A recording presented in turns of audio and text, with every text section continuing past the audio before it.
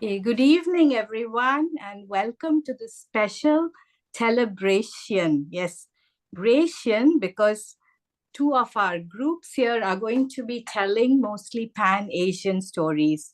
And we've come together to entertain and share this with you. So I would like to get started representing the Asian Art Museum in San Francisco.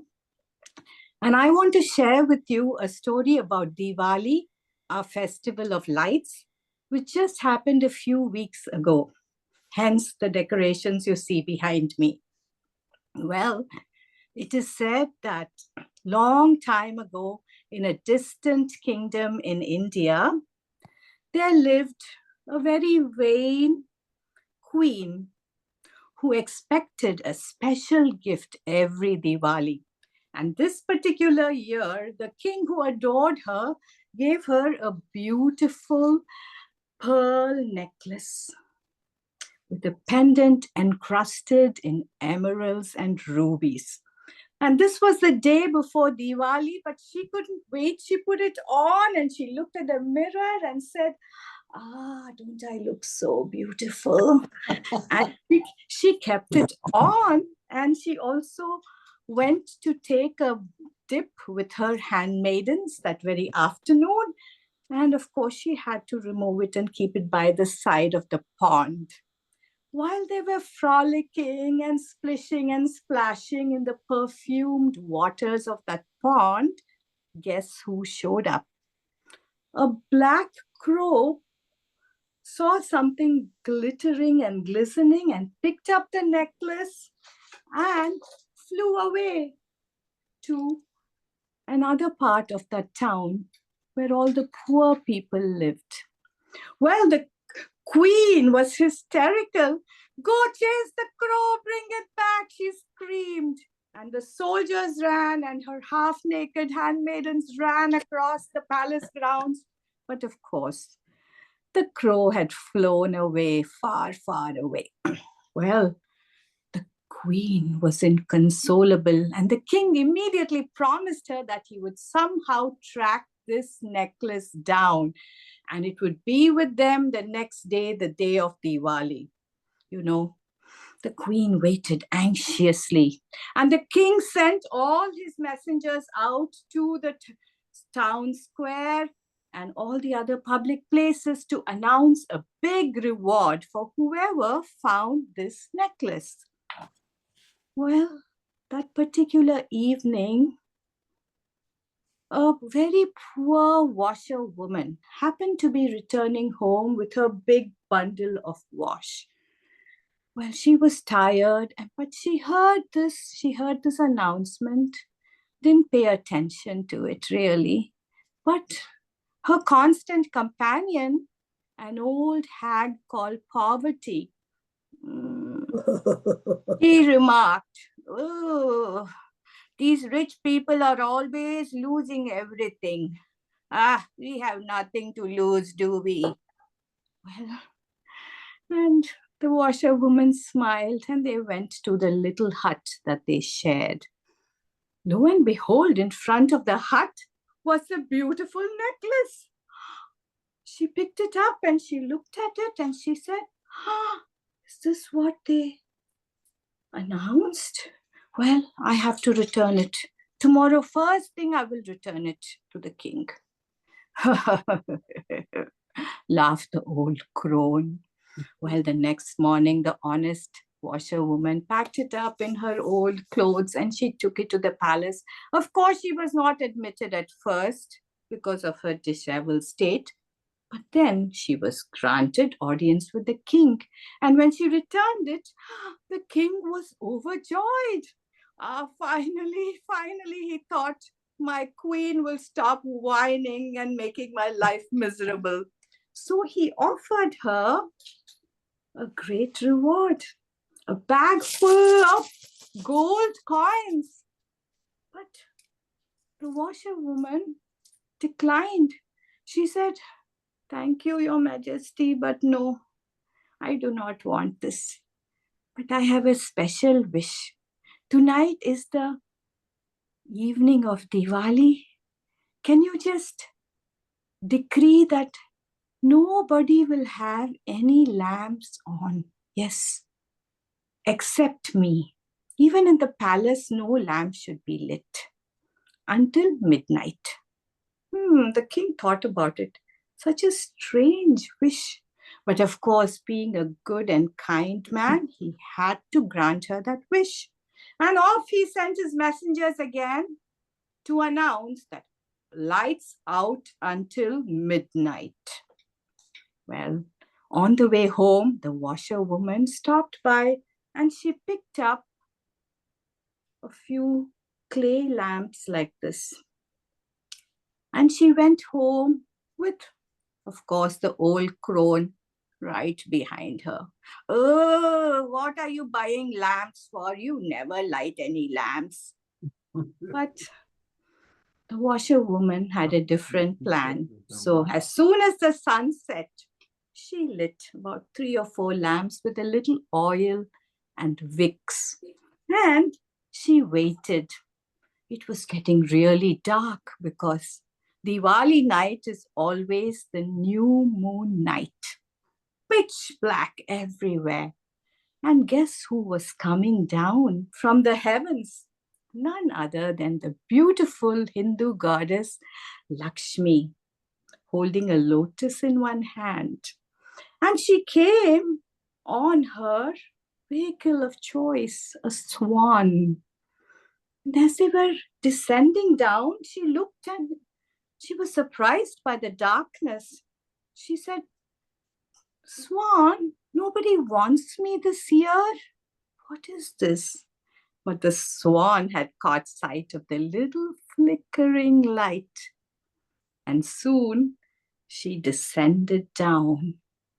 And there they were in front of the little hut of the washerwoman. Lakshmi got down and she went and knocked on the door. Cling, cling, cling, cling, cling, cling, with all her bells jingling. And she said, "I'm here, the goddess Lakshmi. Let me in, let me in." You know, the old crone went into a fit. "Whoa, I cannot be there anymore. I cannot be here anymore. Oh, with Lakshmi, I cannot stay. I have to go. Let me go. Let me go." And then the washerwoman asked her, "Poverty, you have been with me a long time. But if you go this time, promise you will never come back again." "I promise, I promise, I promise. Let me go, let me go, let me go." And soon she ran out of the back door. And the washerwoman went and opened the door and she saw the beautiful, dazzling goddess Lakshmi standing there. Her eyes were sparkling with kindness. And she said, "Welcome, mother, welcome." And Lakshmi asked, "What do you want for Diwali, my child?" She said, "I have one wish, goddess. Will you promise that you will never leave our family for 7 generations? That's all I ask of you, that you will visit us every Diwali and bless us." And Lakshmi said, "Of course, my dear, I will grant that wish. You will never see poverty again. I bless you with good fortune and with all the good things in life." And soon Lakshmi went back to her swan and off they flew. By then, midnight had struck and all the lamps were being lit and Lakshmi had her work cut out. And what do you think happened to the washerwoman? She got married, had children, grandchildren, great-grandchildren, and so on and so forth. And for 7 generations, they lived in prosperity and were blessed with good fortune by the goddess Lakshmi. So namaste. Thank you for this, for listening to me. And it is my pleasure to introduce our next storyteller, Anne Shimojima, who comes to us all the way from Chicago. And Anne has been telling stories for over 40 years, and she delights everyone with her story. She's very, very highly acclaimed. And she tells me that a tradition they follow at every family gathering is to have a potluck meal. And Anne does the baking. And here she is to bake up some stories for us. Thank you very much, Rupa. I am one of the storytellers representing AASIA, the Asian American Storytellers in Action. We are a network of storytellers from across the United States who tell the stories of our diverse Pan-Asian American community. Our goal is to contribute to the richness of an inclusive, diverse, and socially just society. Please visit our YouTube channel, Asian American Storytopia, which features Asian storyteller stories and activities for children and families. I would like to tell you some stories from Japan about Judge Ooka, a very clever judge. He was so clever, stories about him spread throughout the entire countryside. He never turned down any case, no matter how impossible it seemed. For instance, there was the case of the two first sons. A wealthy landowner died, leaving his two sons arguing over who should inherit the estate.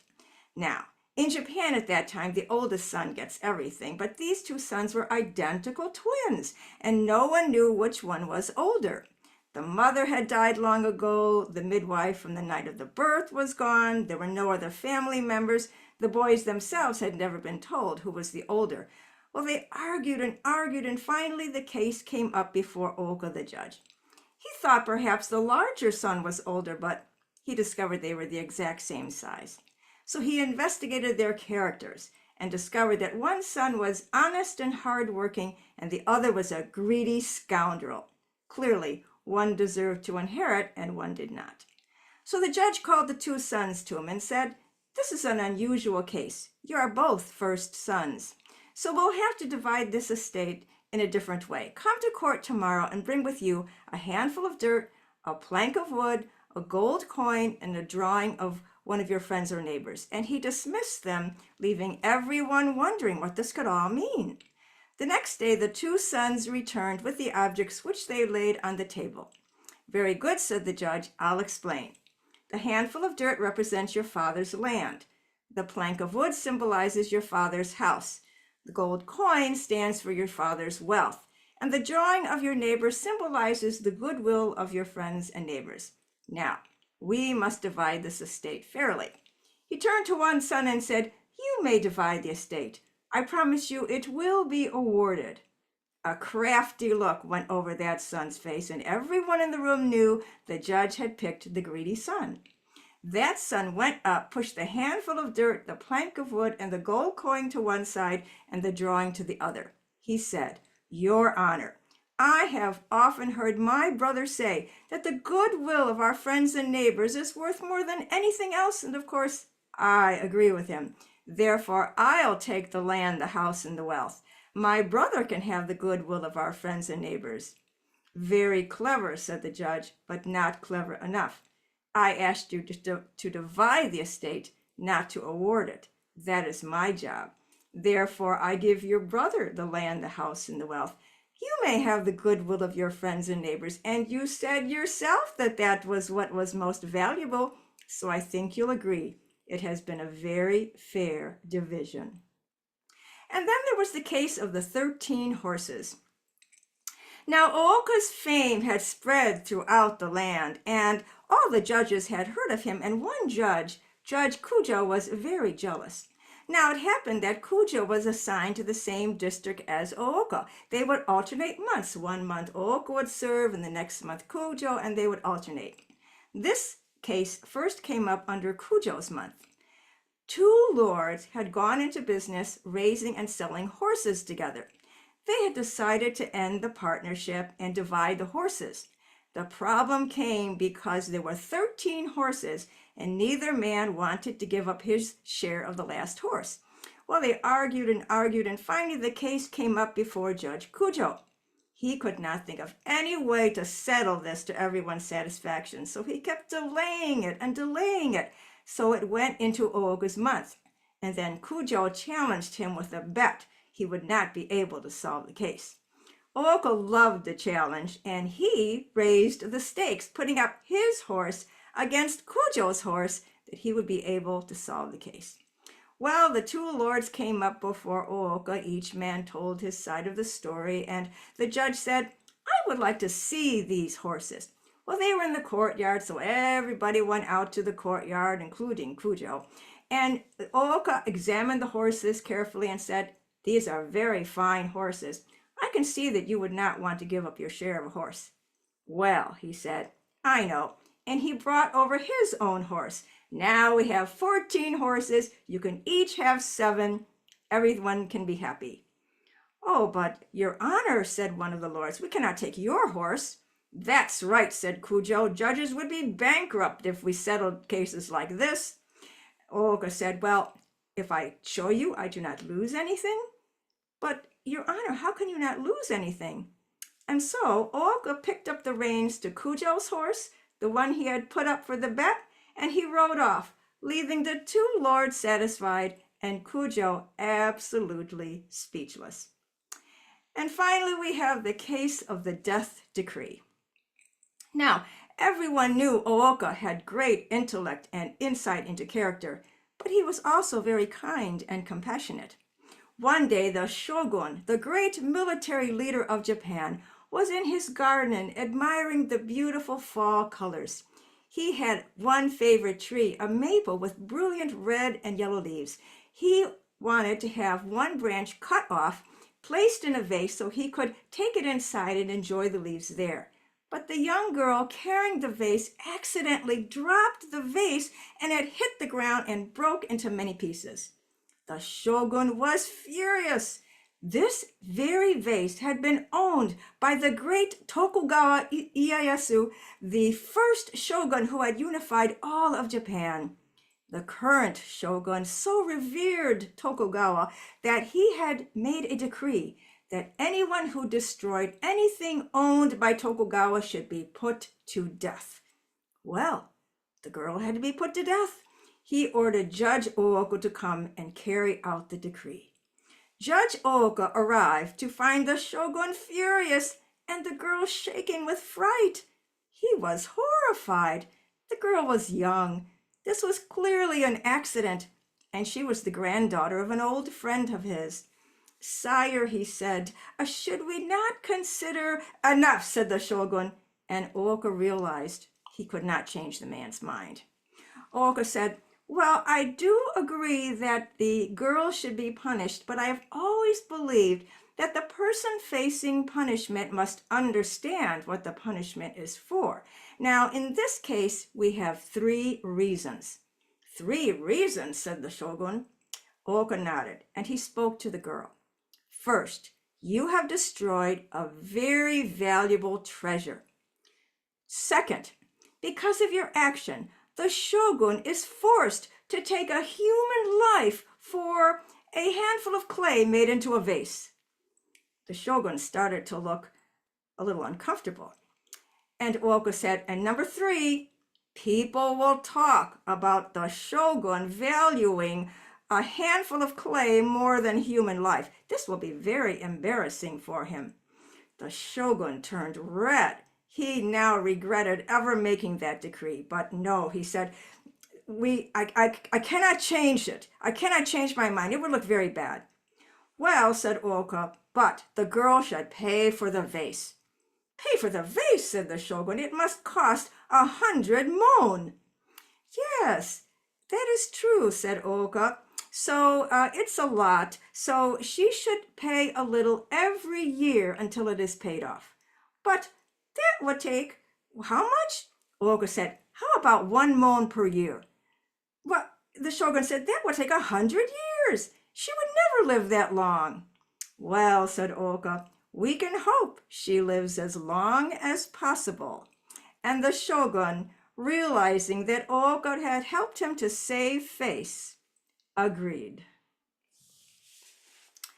Well, it is time to welcome our next teller, Liz Nichols, who has been a part of the Asian Art Museum group, Storyteller group, for almost 30 years. For Thanksgiving, now that her mother's in her 90s, Liz helps her create her signature DIY masterpiece made all from natural items, fruit, vegetables, gourds, and nuts. A pineapple on its side makes an amazing turkey's tail and body if you place it just right. Please welcome Liz Nichols. Thank you, Anne. It's so good to see so many friends here, but there are a lot of you that I don't know. So I want to introduce myself to you. I don't always start with this, but my name is Liz, and I'm a dirt eater. You know, I haven't touched the stuff in over 60 years, but it's one of those family legends, you know, the things that your family tells about you, even if you don't remember them, that when I was a toddler, I loved to eat dirt. Now, I grew up in New York City, and so I wasn't in the concrete canyons of Manhattan. I grew up in a nice middle-class neighborhood in the North Bronx. There were trees, there was grass, there was some dirt, but it wasn't always easy to find. And I have to believe that the dirt where you grew up was probably more wholesome than the dirt that I did. And so I had to make do. And the best place was when my mother would take me to the playground down the block from our apartment. Now, that wasn't like the playgrounds of today that are really kid-friendly. You know, everything in the playground almost was too dangerous for little kids to play on. The one place we could all play was in the sandbox.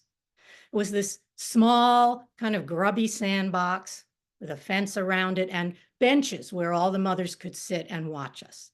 And they would watch as Jimmy and Billy played with Tonka trucks and hit each other over the head. You know, then in another corner, maybe Debbie and Linda were having a nice time, having a tea party and making mud cakes. And then in the middle was little Liz, sitting there, minding her own business, not bothering anybody else, sampling the sand. And as my mother tells it, you know, those other mothers sitting on those benches were looking at me and my mother and me and my mother. And they, even if they didn't say it, they were thinking, what a weird kid. Aren't you going to do something about her? Well, my father, the doctor, assured my mother that she was right. A little dirt never hurt, but still it was very painful. And so I know my mother was, I'm sure, very glad that by the time I went off to kindergarten, I had outgrown that habit. And I really didn't think about it for many years until one day a few years ago at the Asian Art Museum, there was an exhibit of Indian miniature painting. You know, those beautiful paintings with incredible detail and beautiful colors. And on one wall was a beautiful painting with a blue small figure in the middle. And that figure was the blue-skinned, gentle, loving Hindu god Vishnu as a child in his avatar of Krishna. And next to that figure was a woman, a mother figure with a white handkerchief in her hand, white cloth, and looking down at him, and he's looking up at her. And I didn't know what this was illustrating. I mean, I knew that Hindus say God is one and God's forms are many. The goddess, as Rupa told us about, and then there's Brahma the creator, Shiva the destroyer, and Vishnu the preserver, who has come 10 times down to our earth when things here have gotten out of whack. When the balance between good and evil has been upset by someone, in these case stories, a demon, who is so selfish and so uncontrollable and so clever that no one can stop them from their evil deeds.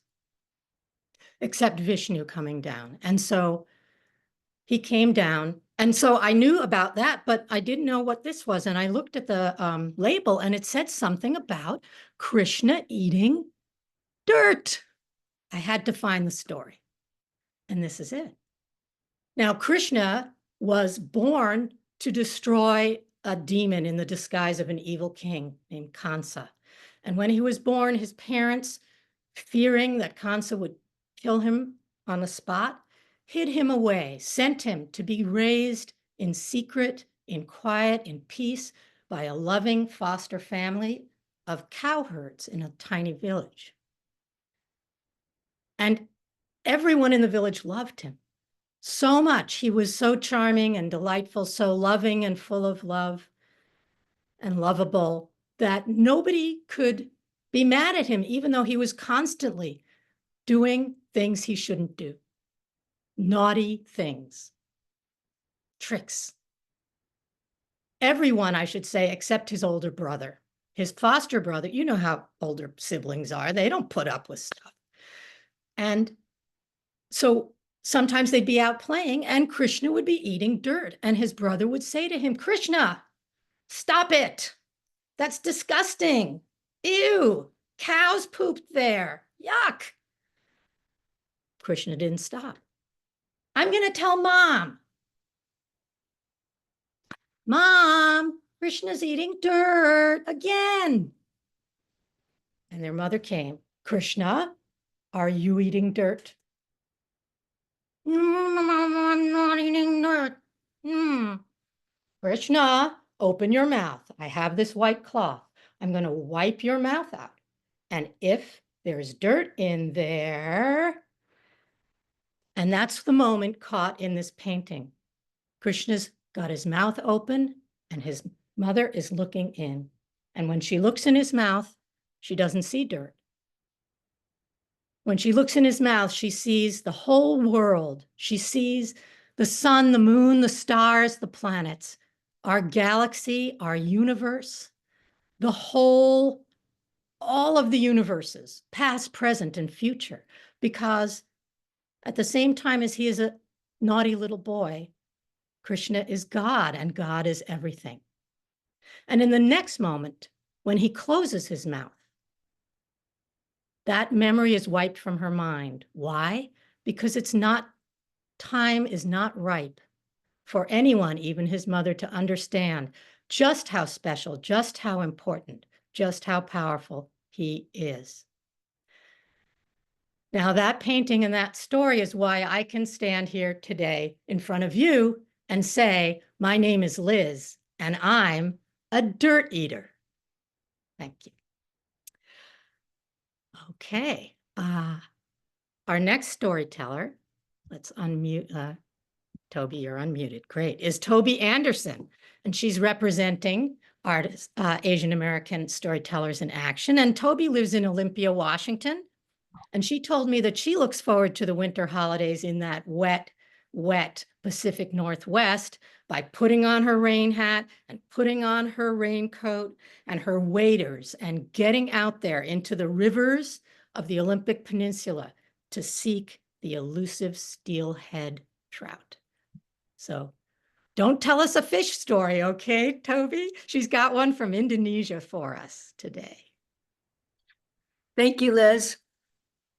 This is a story from Indonesia. Now, Indonesia is a country with 17,000 islands. It is hot, it's tropical, and so rich and full of culture. This story takes place on the island of Java, Tutumu, and the giant raksasa. Zaman dulu, long time ago in Indonesia, there was a little girl, Tutumu, and she lived with her mother, Emma. And every morning, Tutumu would get up and she would tie her long black hair in a bun and put a hair stick in it. And she and Emma would go and start filling the basket with herbs and pick up firewood so her mother could go to the village to sell them. For breakfast, though, she and her mother would have one small bowl of rice But there was another pot that was bubbling with this rich rice coconut porridge with lots of sugar and cinnamon. But this was not for them. It was for the giant Raksasa. Because if they did not feed the giant would grab Tutumu and eat her up. So Emma would go to the village to sell the wares, and there Tutumu would be at home. She would shake out the rug, wash the dishes, and go outside and play for a bit until, vroom, vroom, the earth began to shake. Oh, that giant was coming. Quickly, she ran to the house. She dragged that big pot of porridge, went inside the house, closed the door, locked it, and hid in the corner of the house. The giant came. Oh, that giant had a huge belly, hairy, and he had this bushy black beard. And when he would touch it, all these creatures would fly out of it, and his googly eyes in his mouth. Ooh. Tutumo, dimana Tutumo, where are you? I'm in the house.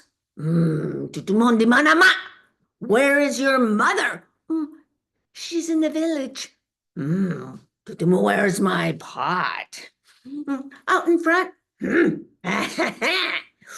Oh. And all the sticky liquid would just dribble down onto his belly. And he'd throw the pot over his shoulder and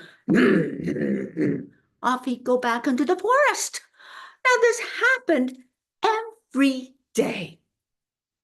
But it came to pass that mother could not sell the wood or the herbs.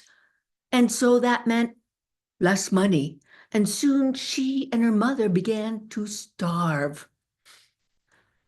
But still, they would pick the herbs, they would collect the firewood, and off mother would go to the village. Well, Tutumu was left at home, and this time she was stirring that pot of rich coconut porridge, and she was so hungry. Oh, one little taste won't hurt.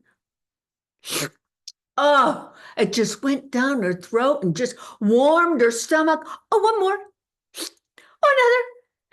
Soon she looked at the pot and it's half empty. And then boom, boom, boom, the vibration of the giant. The Raksasa is coming. She dragged the pot out, closed the door, locked it, and hid in the corner of the house. Tuk, tuk, tuk. He knocked on the door. Tutuma, where are you? I'm in the house. Tutuma, where is your mother? Oh, she's in the village. Tutuma, where is my pot? Outside? Eh? Stanga Sancha? Only half? What is this? And the giant threw that pot. Oh, the porridge went on the ground. He was angry. And he dashed his hand into that door and he started groping around until there you are. Popped her in his mouth and swallowed her in one gulp. Now there she goes down into the stomach and she goes, oh, what is this so dark? Oh my goodness, look, a monkey's head and a rat's tail and help, Tolong, help. And as she's swimming around, of course the giant is, I'm so full. And he goes into the forest. Tutumu is thinking, what am I to do? My hair stick. And she started poking away at the tummy of that giant. And that giant, sockets, what is this pain? And he started lifting one leg and then another leg as if he was doing some kind of joget dance. And his foot stepped on a root of a tree. He fell and whacked his head on a rock and fell down dead. But Tutumu, meanwhile, she's in the tummy of this giant. Emma comes home. Oh, she is happy. She sold everything. So now they have rice and they have fish, and she had special peanuts for Tutumu. And when she went home, what happened?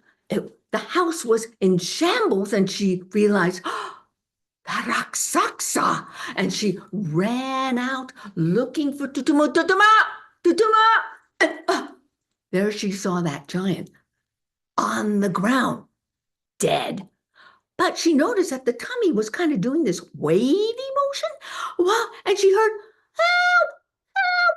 It was Tutumu who was pushing on the tummy of the giant. Oh, and so Emma, she took a great big rock, climbed on top of the stomach, and started bouncing up and down until out popped out Tutuma. Oh, of course, she was full of slime, but that didn't matter. They hugged each other. Oh, I'm so glad you're so safe. And the two of them went back to the hut. Now, from that day on, they did not have to worry about that giant Raksasa bothering them. And they made that coconut porridge with lots of sugar and cinnamon. And it was only for them. Thank you. Now, John Richardson on a sunny morning, and I assume that it probably was wintertime, drinking coffee and reading the newspaper, this notice just popped up in front of him. And it was from the Asian Art Museum looking for storytellers. Well, you know what? That started John's journey as a storytelling docent for this world-famous museum. Now, tonight, John's story is going to take us to the country of Korea. Please enjoy the story called The Story Spirits. John. Good. Thank you, Toby. Yes, The Story Spirits. Long ago in Korea, when tigers smoked pipes and animals could talk, there was a boy named Don Chin, and Don Chin loved stories. The family had one favorite retainer named Pak, and he was chosen to tell the boy a story every night, which he did. Now, he was a fine lad, Don Chin. However, he had one failing. He did not like to share his stories. And every night, when Pak finished his story, Don Chin would say to him, Mr. Pak, will you make me a promise? Yes, young master, although he knew well it was coming. What is it? Mr. Pak, please, will you keep the stories in this room and never let them out? Oh, yes, young master. So the years went by, and when the time came for Dong Chin to marry, his father chose him a bride from a family in the next valley. The whole household was delighted with the approaching wedding. On the day of the wedding, everybody's rushing around with the last preparations. And they went, Dong Chin and his father made ready to go to the bride's house for the ceremony. And like everybody in the house, Pak was on the last step, and he ran, but passing by the young master's room, he heard a crowd of murmuring, a number of voices. He said, the young master's not in his room, and nobody else should be there either. So he moistened a finger, made a hole in the little paper window, and peered in. It was filled with spirits flying over and under and round one another, and did not look happy at all. Silence, called one of the spirits. Stop talking all at once, or we'll never get anything done. The boy is marrying today.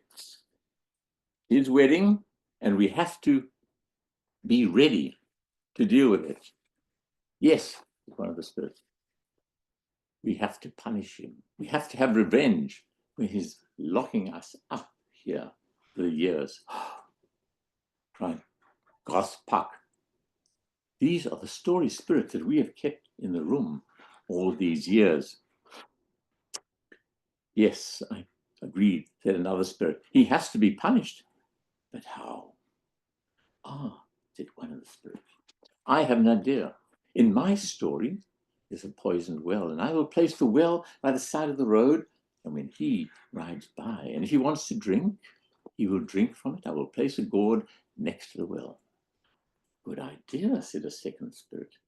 I have a story with poisoned strawberries, and I will place them a little farther down the road. A third spirit said, good. I have a red hot poker, and I will stick this poker in a cushion, in the cushion that the young man has to step on when he gets down from his horse at his bride's home. So even if he doesn't eat or drink, he will burn himself terribly. Fine, said a fourth spirit. Those are all excellent ideas. But should they not work, I have a poisonous snake in my story. And I will hide the snake under the bride's bed mat. So when they go to bed, the snake will bite both of them and kill them. No, cried Pat. He stood up and he flung the door open to an empty room. He said, they've got to be here. I've just heard them. But perhaps I just can't see them. However, the first job is to protect the young master.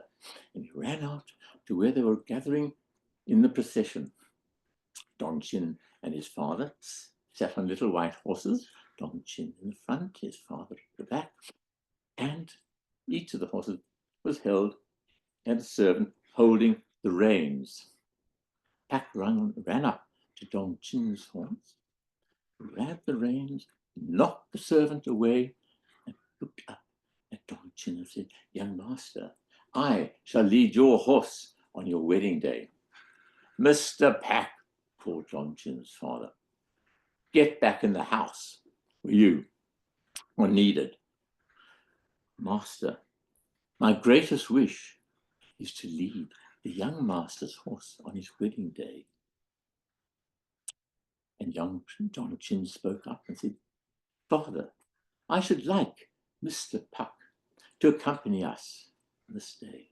Oh, well, said the father grumpily, and they set off.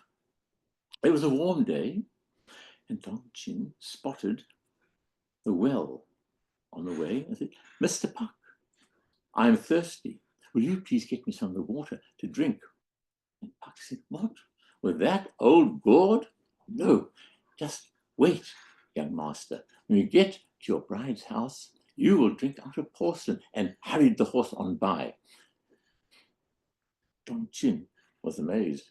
He was not used to a servant questioning his commands. They reached, further on, a field of strawberries.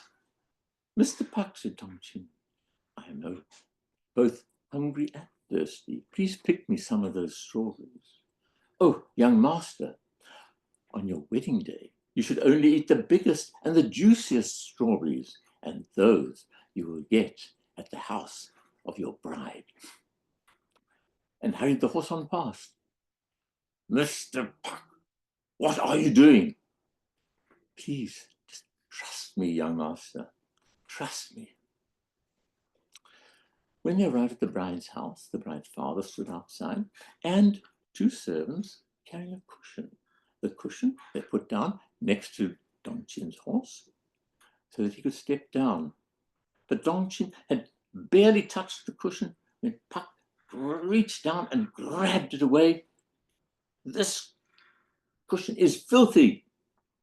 What did you bring that on the young master's wedding day? And he threw it away.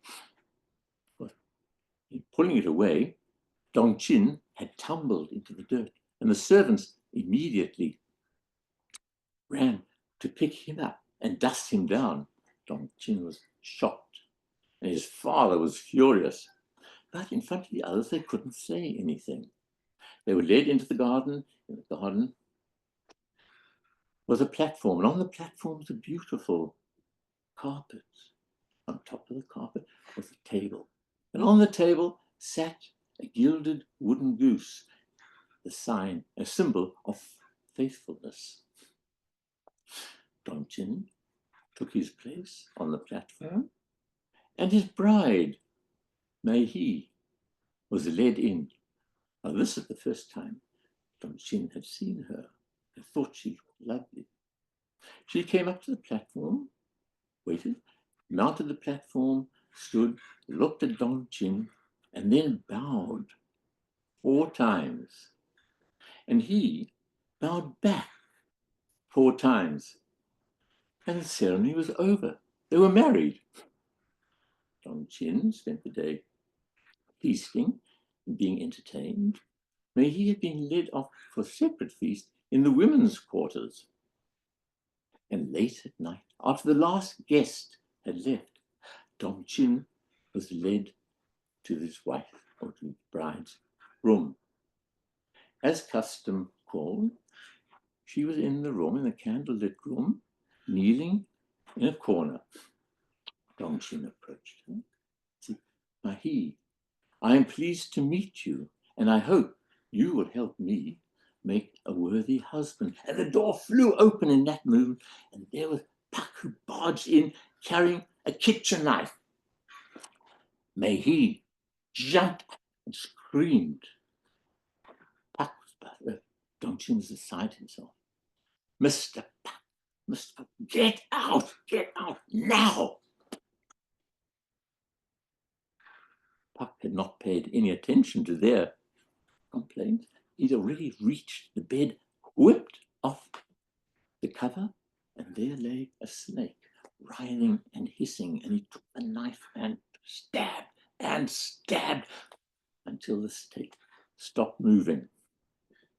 Of course, this commotion had drawn a crowd of people, among them Dong Jin's father. Mr. Pak, what is the meaning of this outrage? Father, said Dong Jin, Mr. Pak has just saved our lives, and pointed to the snake. Pak then told the story of the story spirits and their need for revenge. Ah, said Dong Jin, that is my fault. I should never have kept them locked up. But from this night on, I shall tell all these stories to anyone who's prepared to listen anywhere. And Mr. Pak, I would like you to make me a promise. Yes, young master. You promise me that you too will tell these stories everywhere and to everyone who will listen. Yes, Pak smiled. Of course I will, young master. And that is the story of this tale of the story spirits. And now that you have heard it, you should go out and tell it as well. For stories are told to be told. Thank you. And now I should like to introduce Megumi. So Megumi debuted as a storyteller in 1995, the 50th anniversary of the atomic bombing of Hiroshima. She had debuted with the story Sadako.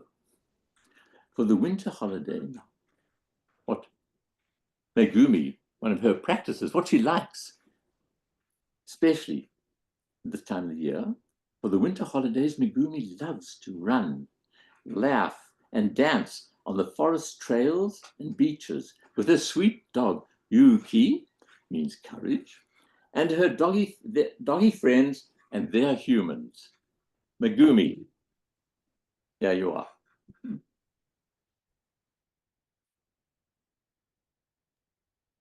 Thank you, John, for your lovely introduction. Hi, everyone. Megumi here. Today, I'm telling the story of Shahrazad. my newest hero. Okay. Long, long ago, in the mighty Persian Empire, spanning a whole vast territory, there lived two brothers who ruled the empire. It was an empire so large that one brother ruled the western part that went all the way to Egypt, and to north to the Balkans, and the other brother ruled the eastern part that went all the way to parts of India and Pakistan to the Indus River.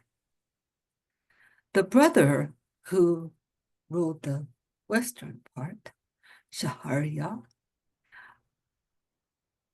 one day found that his beloved wife had been cheating on him. He was so distraught that he went over and found his younger brother. But lo and behold, he found that his brother's wife had been unfaithful as well. Out of his mind with rage, consumed by the belief that all women were adulterous and untrustworthy, he could only think of revenge. And in that mindset, he created a monstrous tradition. He decided that he would marry a virgin every day, only to have her beheaded the following morning. It was a sick, but a clever cure, as in, no possibility for adultery. In that madness, the empire became a dangerously cruel place for all women. Until then, the Sultan listened to his vizier, the senior advisors, the elders who gave him good, wise counsel. And these viziers tried to persuade him to change his hideous decree.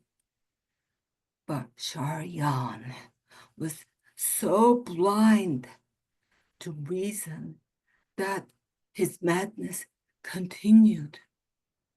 And as more and more women were killed, helplessness permeated the empire. Everybody became terribly desperate. Vizier tried again and again to persuade the Sultan to stop, but he could not. Imagine the Vizier's horror when his own daughter, Shahrazad, announced her decision to offer to marry the Sultan. He thought he had heard her incorrectly, but in the end, he reluctantly agreed to let her carry out her plan.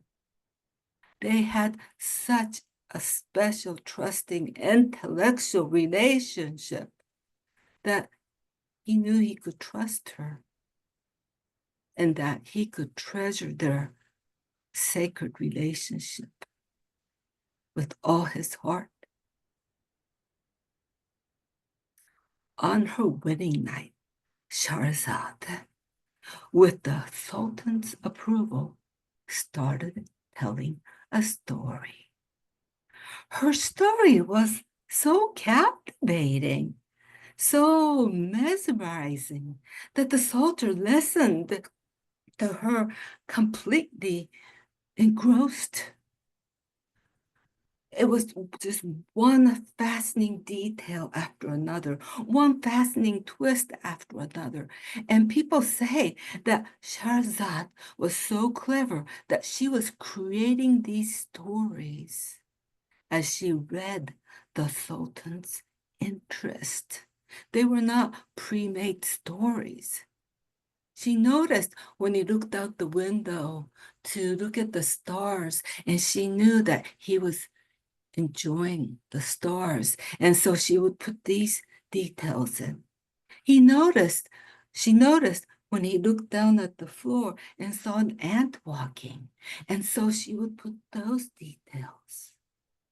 She could see when he winced in certain points and knew that he was uncomfortable, and put tantalizing details that made him on the verge of discomfort, but challenged to take in those details. And so she wove a story that he could not take his eyes and mind away from. Now, just as the story reached the best part, the cliffhanger, Shahrazad said, "Oh, my Sultan, it is dawn. You must get some sleep, for you rule this vast empire.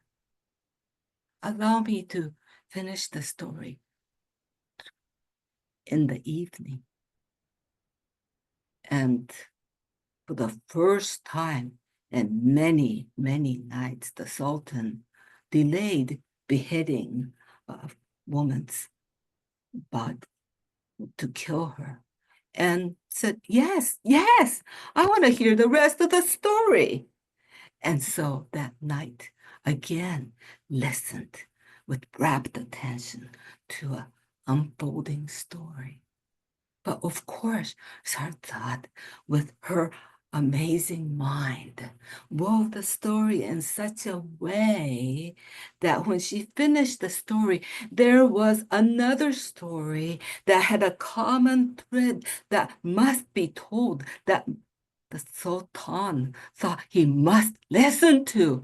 And so he didn't stop her from telling the second story. And when dawn broke, that was time exactly to when the cliffhanger was. And of course, he delayed beheading her yet again. And so it went on night after night after night for 1,000 nights. Some say that during those nights, those days, that Shahrazad bore him 3 children. But we all know that 1,000 nights is more than 3 years, almost 3 years. And on that 1,001st night, Shahrazad said, "My Sultan, I have told all the stories I can." And she put her head down, wondering what the Sultan would say. By this time, the Sultan had listened to so many stories, had considered all the characters and their personalities, had seen the world through their eyes, realized there are many ways of looking at each situation, that there's so many perspectives, so many ways that we can err when we're narrow-minded. His mind had opened.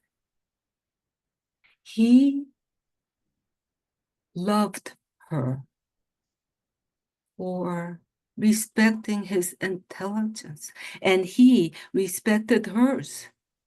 In fact, he realized now that he respected women, that he respected both the rich and the poor, that to be a wise ruler, he could not just rely on his viziers, but on stories told as well as untold. And on that 1,001st night, there was a sultan who had changed in his heart, mind, and soul. It is said that his brother married Shahrazad's sister. Perhaps they were a good match too. But from that day on, of course, the Sultan realized that women can be intelligent, creative, and compassionate. That although they could be adulterous and sometimes untrustworthy, that men too could be sometimes adulterous and untrustworthy. He was forever grateful to Shahrazad for restoring peace in the empire, for he had changed his decree, and he did not behead any more women after marrying them. This is a story about a storyteller who had enough faith in herself to change a ruler who otherwise would have terrorized an entire empire the size of the contiguous states of America.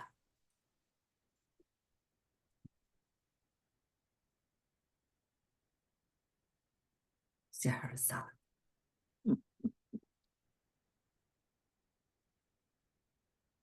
Let me introduce the next storyteller. I had the pleasure of introducing Elizabeth Overmeyer, a storytelling librarian from way back when, who now tells at the Asian Art Museum in San Francisco. She said that she and her husband had a 40-year practice of making homemade bagels for Christmas breakfast. But that one Christmas, her husband decided to organize a mochi making afternoon. And after making them, hung the small little pieces of mochi on branches of a small metal tree. Well, later on, while they were present opening, they heard the little mochi falling from the tree, one by one, plop, plop, plop. Here is Elizabeth.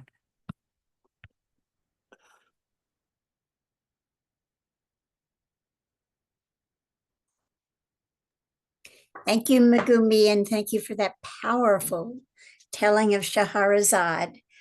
I am going to tell a story that comes from Thailand by way of Margaret Reed MacDonald. And it's a riddle story. I love telling riddle stories because they give you that extra opportunity for the listener to be part of the story. You know, everyone gets to hear the riddle that's posed by the story. They get to hear the eventual answer, but hopefully the listeners will also be delving into how they would answer that story. So I invite you to come into this story, put on your riddling caps. There was once a very rich man who had a son who was of the right age to be married.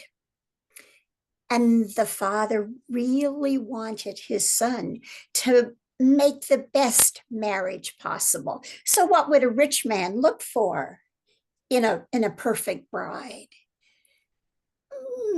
Somebody beautiful? Well, perhaps. Somebody as rich as he? Well, maybe. But what this father really wanted for his son was to marry a woman who was good and kind and wise. And so he told his son, he gave his son a riddle to ask each young woman whom he met. And the riddle was, if you had a very big fish what would you do with that fish to feed your family for as long as possible? And oh, he got answers. Every time he met a woman, he said, what would you do if I gave you a big fish? How would you use it to feed your family as long as possible? And so many answers came to him from these women. I would cut that fish into tiny, tiny pieces. And then I would cut each of those tiny pieces into half. And I would feed my family members only one of those pieces a day. I know what I would do. I would bake that fish with lots of spices. The hotter, the better. And then, as my family tried to eat the fish, they would choke. Those spices would be so hot, they could only eat one piece. Oh, my mother gave me a recipe to pickle fish. I could make a brine from vinegar and salt and sugar, and that fish would last for days and days. So many answers, but still he asked the riddle. And one day he met a new woman. She wasn't exactly beautiful, but she looked so interesting. Now, what would you do, he said, if you had a big fish? How would you use it to feed your family as long as possible? She laughed. That is so easy. I would take vegetables. I would chop up those vegetables. I would cook them up with the fish in a big pot. In another pot, I would cook rice. And then I would mix that fish, those vegetables, the rice. I'd mix them all together and I would have enough food for 2 pots. And then I would have so much food. I could give food to my family. I could take food to my neighbors, to my friends, to the poor people in our village, to all my relatives who live in the next village.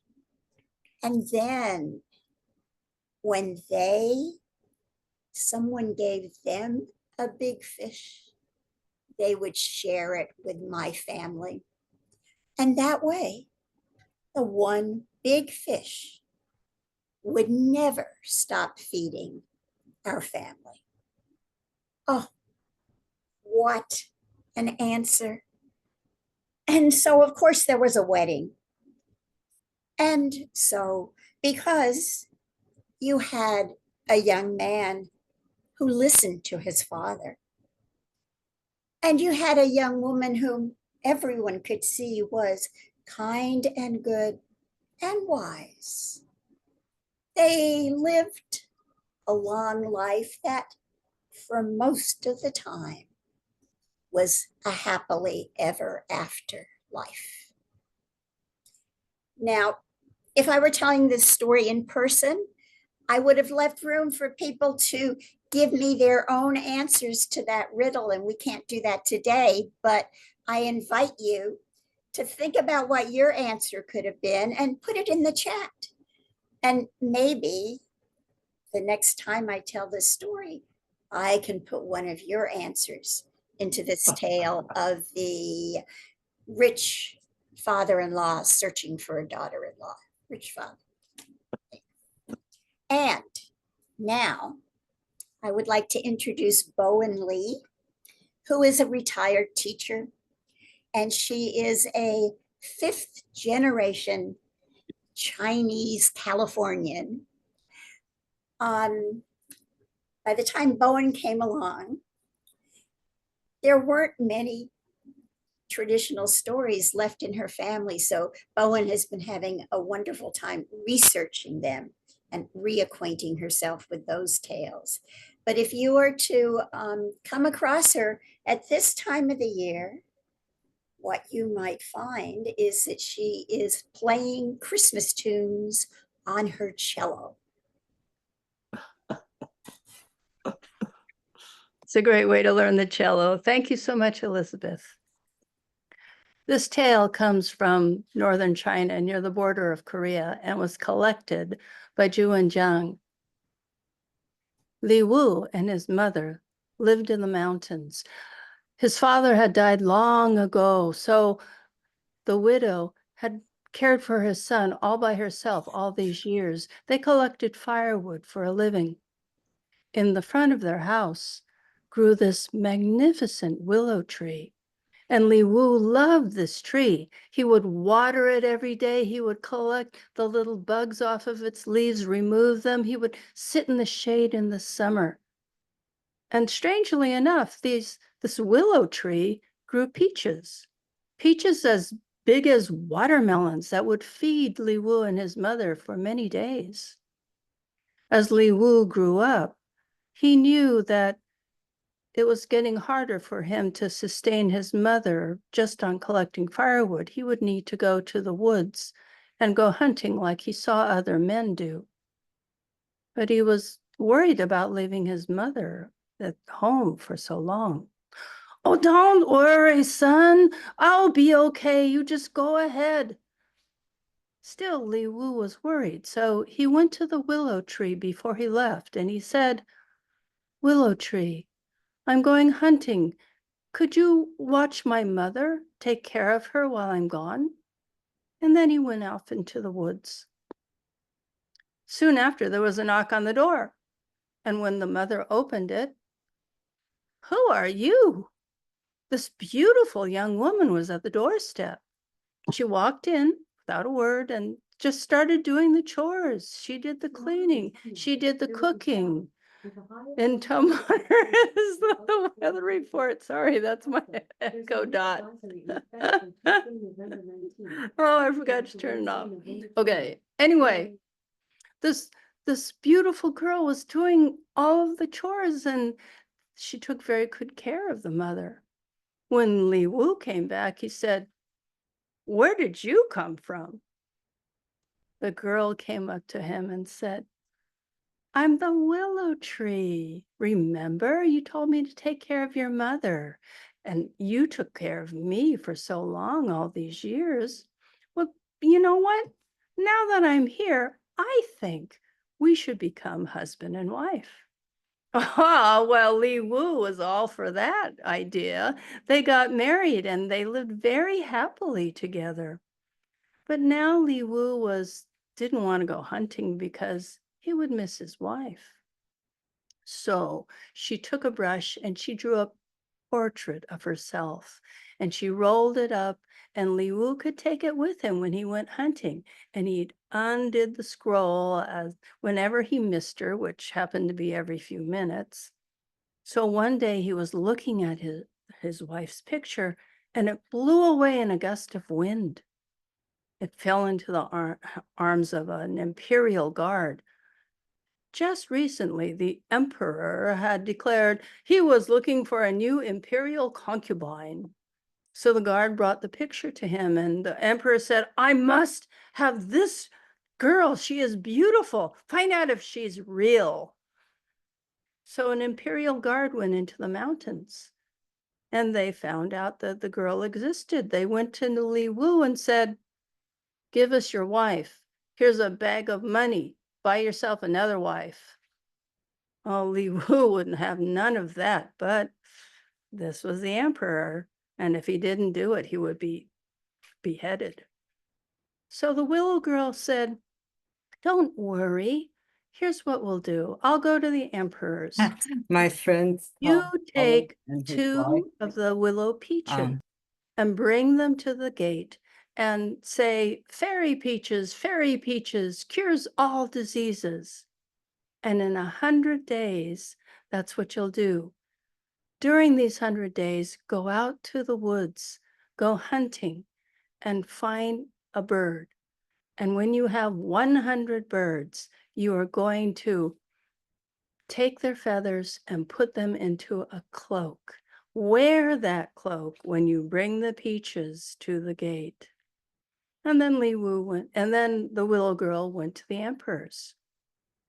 At the emperor's palace, she said, well, I will stay in your palace, but you're going to have to wait 100 days until my disease is cured. Disease? Oh, what kind of disease do you have? Oh, I have thorns, and they're quite prickly. The emperor didn't believe that, so he grabbed her and embraced her, and ow, ow! He was bleeding everywhere. Oh, so he didn't touch her for 100 days. Meanwhile, Li Wu went hunting. And when he caught a bird, 100 birds, he plucked their feathers, he wove them into a feather cloak. Oh, it was beautiful, so many different colors. He threw that cloak on after 100 days, took 2 of the willow peaches, went to the gate, and said underneath the palace walls, fairy peaches, cure all diseases. Oh, the willow girl was so excited. There's my cure. So Li Wu was invited into the palace. And when the willow girl saw him, she just beamed this beautiful smile. Why are you smiling? You've never smiled since you've been here. Oh, Your Excellency, this is the cure. I'm so happy to see it. And you know what? I think I know what to do. Take that beautiful feather cloak and put it on. Take the fairy peaches and pretend you're selling them out in the street. And then I know I will be cured. Oh, okay. This emperor was not very good at thinking. So he traded his imperial cloak for the feather cloak. He took the 2 peaches. He went outside and he started trying to sell these peaches. After a time, he got tired of it. He tried to go back into the palace. But the imperial guards would have none of it. Who are you? What are you wearing that strange cloak for? The imperial guard went to Li Wu, who they thought was the emperor because he was wearing the imperial cloak. There's a guy outside, says he's the emperor. Oh, said Li Wu. Well, get rid of him. And so the imperial guards got rid of him. So now Li Wu and the willow girl not only found themselves reunited, but now they ruled a country, and they could do it with the compassion, kindness, and consideration that they had always had. And if you find yourself under a ruler who is selfish, greedy, and thoughtless, grow thorns. Our next teller is the wonderful Eleanor Clement Glass. She delights in telling folk tales at the Asian Art Museum, to schools and libraries, and she tells also her personal family stories from her Black and Filipino heritages. As for holiday traditions, her extended family comes to her house for Thanksmas. So the decorations are both Thanksgiving and Christmas, and there's Thanksgiving dinner and a round robin of Christmas giving. Eleanor. Thanks, Bowen. My story is from the Philippines, which is an island country of over 7,000 islands. Now, on one of these islands, there's a mountain, and it's surrounded by forest. And there's a tiny village in the mountain. Now, in that village, there is a mean, horrible, terrifying creature that the villagers call Odom the giant. Now, Odom the giant is treacherous. What he loves to do more than anything in the whole wide world is to crush and stomp, bump, bump, bump on anything that is smaller than he is. Now, Odom, if he was in the room that you're in, if he was walking across it, he would leave dirty, greasy marks. He's that tall. He had terrifying hair that just went every which way and was different lengths and different textures. And animals had made their nests and home in that hair. His back was permanently bent as his neck swiveled from side to side, with his red eyes looking for anything to crush and stomp on. Well, this terrified all the villagers. They stayed home. The little animals stayed in their homes, and they were afraid to go outside, even to find food. Now, there was a little peacock bird. If you look at your thumb, this little peacock bird was no bigger than your thumb, and she had colors of beautiful colors of red and blue and green and turquoise and purple. And when she would flutter her wings, it would sound like bloop. And she would flutter her wings so fast that it looked like there were little rainbows. Odom the giant had been trying to catch this little peacock bird for many, many years. She would fly right by him, and he would grab for her, and she just barely managed to escape so many times. But then one day, she had had enough. She decided to consult with 5 of her best friends. They were some of the littlest creatures in the entire village. There was a mosquito. There was a crab, little orange crab with big pincers. Sa, sa, sa. There was a tiny little bedbug. And there was a slippery eel. Woo! She gathered her friends together, and they made a plan. They put their thoughts and their ideas together, and they came up with a brilliant plan. They decided that all 5 of them would meet and ride in a half coconut shell down the river to where Odom the giant lived.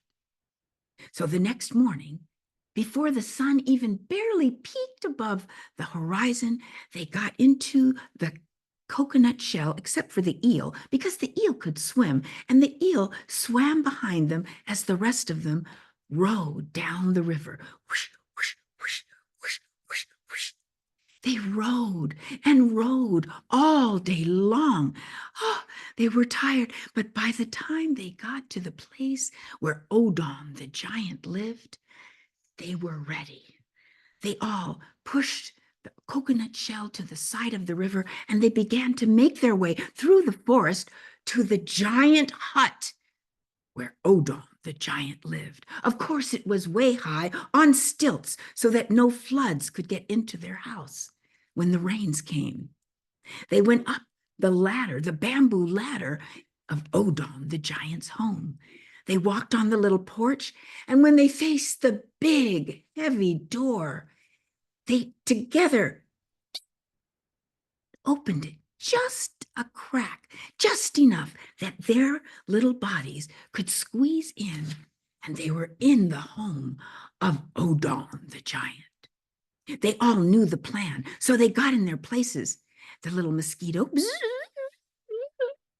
landed on the back of the rocking chair and waited. The bedbug, of course, the bedbug went to the bed and snuggled under the covers, just waiting. Now, the little crab had found a big wash basin right on top of the kitchen table and slid into the water, sploosh, and waited there. Now, the little eel wound herself very tightly and positioned herself right at the side of the door. What about the little decoy bird, you said? Yes. Well, the little decoy bird went into the big fireplace and found cool ashes toward the front of the fireplace. And she pushed all the ashes all around her until all that could be seen were her little eyes. And they waited. They waited. They waited as the sky was painted with beautiful colors of lavender and peach. And then it got dark, grays, and then black. But soon they heard bump, bump, bump. They knew Odon the giant was coming closer. He got to the hut.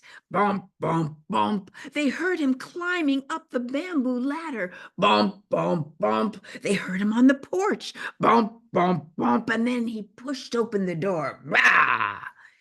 And as he came into his house, after crushing and stomping, bump, bump, bump, on everything that was smaller than he was exhausted.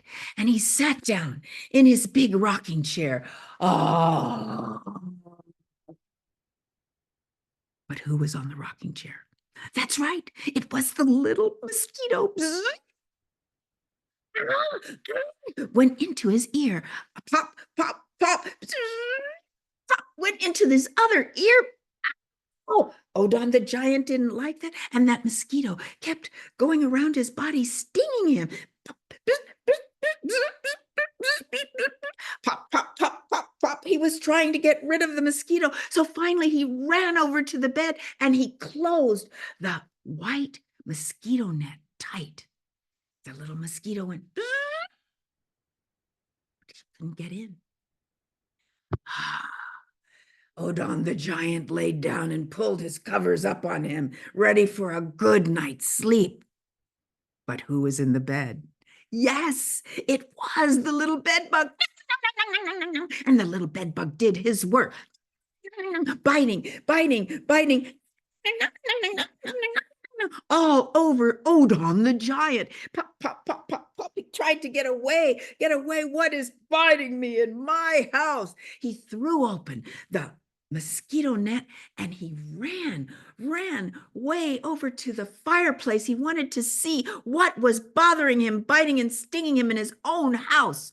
So he reached for a candle on the mantle and then he leaned into the fireplace because he thought there should be some little live ember, maybe way in the back. And as he leaned into the fireplace, the little decoy bird started fluttering as fast as she could. And the ashes went right into Odon the giant's face and into his eyes. Oh, my eyes. He ran over to the kitchen table. He knew there was a basin of water there where he could wash his face and the ashes out of his eyes. Put his face right in the big basin of water. But who was in the water? Yes, it was the little crab. Sop, sop, sop.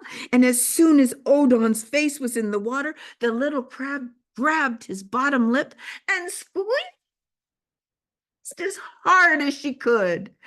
Oh, my lip, it hurts. Odon the giant ran over to the door. Little crab let go of him, but who was over by the door? Yes, it was the slippery eel. And that slippery eel had unwound herself and stretched across the whole floor where the door was. Odon the giant threw open the door, and as he ran out, he slipped on the slippery eel, went way up into the air, and then thudded right on the ground. The earth shook, and people as far away as the village wondered, is that an earthquake? Odon the giant got up. He was terrified. All the little creatures had come over to the porch and they were looking. for Odon. Odon the giant got up. He dusted himself off. "Oh, my house is haunted," he said. And he started to run away. Bump, bump, bump.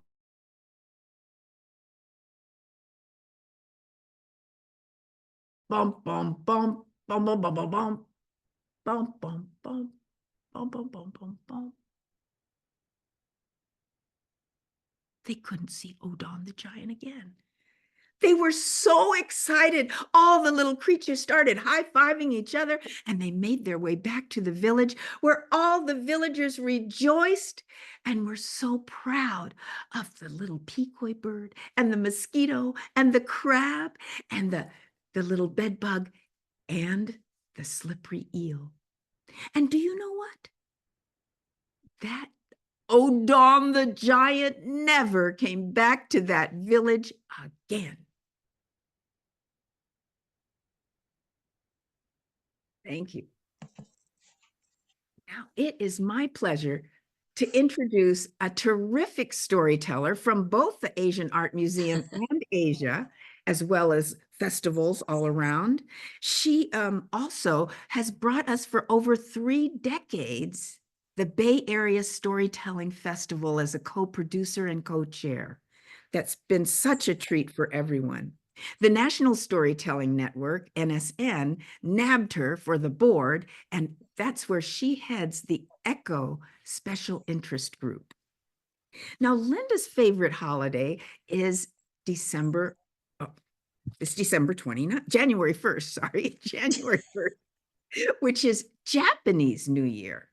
Now, since she was very little, her family used to invite all the friends and family that they had, and they would make a huge open house potluck with amazing dishes, over 15 dishes. Even during the COVID pandemic, they put together bento boxes and gave them to family and friends who drove by during COVID. Now, this tradition of the open house on Japanese New Year has existed for a long time, and they still practice that. So let's welcome Linda Yamoto, who's going to contribute to our potluck of stories tonight. Thanks, Eleanor.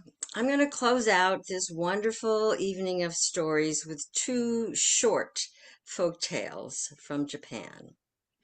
I learned them from Hiroko Fujita, wonderful storyteller in Japan, now in her 80s, and I tell them with her permission. Mukashi, mukashi, aru tokoro ni. Long, long ago in Japan, there were 2 very large mountains. And on the first mountain was a baby snake. It was so small it could only eat insects and earthworms. But it grew bigger and bigger until it could eat frogs and mice. It grew bigger and bigger until it could eat rabbits and weasels. It grew bigger and bigger until it could eat foxes and monkeys. And it grew bigger and bigger and bigger until it could swallow a deer or a wild boar whole. Then it coiled its enormous body around the mountain and went to sleep. Now on the second mountain, there was another baby snake. It was so small it could only eat insects and earthworms. But it grew bigger and bigger until it could eat frogs and mice. It grew bigger and bigger until it could eat rabbits and weasels. Bigger and bigger until it could eat foxes and monkeys. Bigger and bigger and bigger until it could swallow an entire deer or a wild boar whole. But this snake ate all the animals on his mountain, and he was still hungry. So he looked around, he saw the first mountain, and saw that there were still plenty of wild boar and deer on that mountain. So he came down from his mountain. Zuru, zuru, nyoro, nyoro, zuru, zuru, nyoro, nyoro, and made his way to the first mountain. Zuru, zuru, nyoro, nyoro, zuru, zuru, nyoro, nyoro. When he got there, he woke up the first snake. Who are you? What are you doing here? I have come to live here. No, you cannot do that. This is my home. Go back to where you came from. No, I am hungry and I am going to stay. You must go. No, you must go. No, you must go. And they argued and argued and argued until the second snake bit the tail of the first snake. And so the first snake bit the tail of the second snake. They formed this huge circle of snake, head to tail, and they kept arguing and biting. Amu, amu, amu. Amu, amu, amu, amu, amu, amu, amu, amu, amu, amu, amu, amu, until all that was left were the two heads of the snake. I am not going to give up. I am not going to give up. So the two snakes opened their mouths as wide as possible and they swallowed each other. You see, in their haste to try and defeat the other, they destroyed themselves.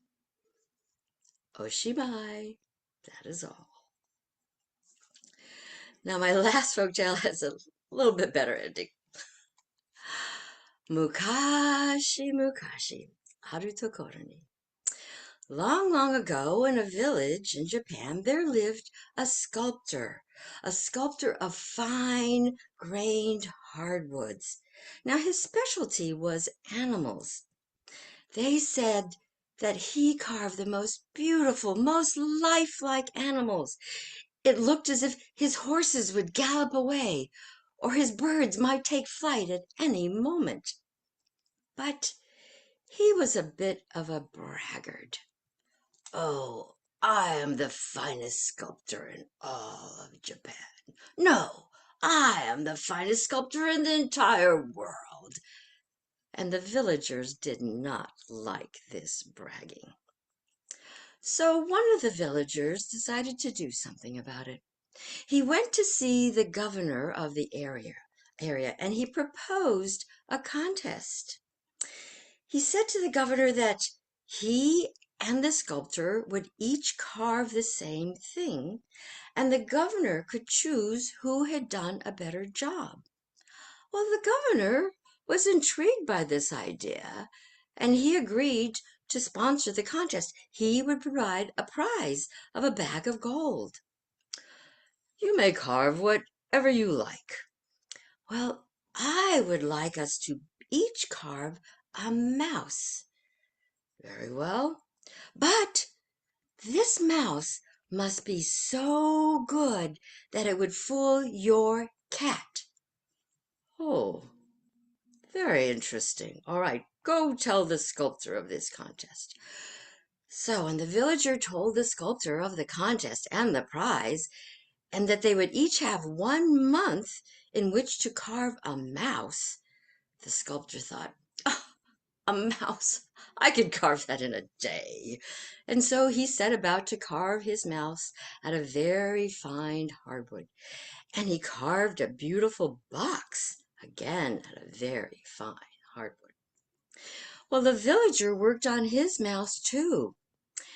And he made just a simple pine box in which to put his mouse. Now, on the day of the contest, they each brought their boxes to the governor's mansion. First, the sculptor opened his box, took out his mouse. It was beautiful. It looked so lifelike. It looked like you could pet the soft fur, the tail, the whiskers, the nose. Oh, that is indeed a very fine mouse. Now, villager, let us see your mouse. So the villager opened his box and took out, what is that? It looked like a gray lump. Surely that is not a mouse. Yes, That is a mouse. Well, obviously the sculptor did a better job than you. He is the winner. But wait. Do you remember? The mouse must be good enough to fool your cat. Very well, bring in my cat. And so the governor's cat was brought in and put on the floor, and the two mice on either side of him. The cat sniffed the mouse. First the sculptor's, and then he pounced on the gray lump, and he caught it and he ran off with it. What? That didn't look like much of a mouse to me, but it obviously fooled my cat. The villager is the winner of this contest. And as the governor was giving the villager his bag of gold, he said, "How did you do that?" Well, what do you think the villager did? You could put your guesses in the chat. But the villager turned to the emperor and said, "My mouse was made from a lump of smoked dried fish." Oshimai, that is all. Well, we'd like to thank all of you for coming and joining the tellers from the Asian Art Museum and the Asian American Storytellers in Action for this evening of tellers. I think we're going to bring all the tellers back up on screen for a moment. And as they do that, I would love for all of you, if you could just unmute for a moment or two and show all our tellers some love and appreciation, a few hoots and hollers. Well done. Wahoo! Thank you. Great job. Thank you. Thank you very much. An you. enchanting evening. Thank you. We An enchanted Thanks for evening. coming, everybody. Yes, thank you Thank so you. much. Thank you. Rupa, do you want to say a final word or two? Yeah, thank you all for coming. We have exactly 2 minutes. So if anybody wants to ask us anything, or you want to share something, that would be great. I think I'm echoing somebody. So I would also like to say that I'd like to thank all of you, of course, for coming to support us. I belong to both these groups, and I feel so privileged to be part of these groups. And I also would like to thank SAC for hosting this for us and making it so seamless today. I would like to thank Liz for her extra tech support. It made us all look good. And of course, I would like to thank both the Asian Art Museum as well as the Asian American Storytellers in Action for all the great work they do and for the diversity that they embrace and the wonderful storytelling that they share and help us share with the young, or especially the young audiences. So if any of you have any questions, please, this is the time to ask, because we have to hand this over to another group, another swap group. Who's coming in about, I think, 5 minutes. So anybody else? Anybody wants to say a few words? Thank you so much. It was really enjoyable. Thank Great. you. Thanks for Thank coming. you, everybody. Thank you so much. I enjoyed it a lot too. Thank you. That's so good to hear. And thank you for spending the evening with us. And we hope there is going to be one more celebration. Liz, why don't you share that? Well, there will be one more Zoom celebration on this Thursday. And that's the group that, the swap group that I co-host, which is Contra Costa Tale Spinners, is joining up, just like we joined up tonight, with the Inland Valley Storytellers from down in Southern California. It's a wonderful thing SAC has been doing, that the pandemic has kind of a gift of connecting us by Zoom all across the state. And I don't have if you go on the SAC webpage, which we should put here, Please. You can find out about it. I'm adding it to the reference sheet that I put in the chat. Great, thank you, Megumi. I know it has lots and lots of information about different programs going on and the organizations. So thank you, Megumi.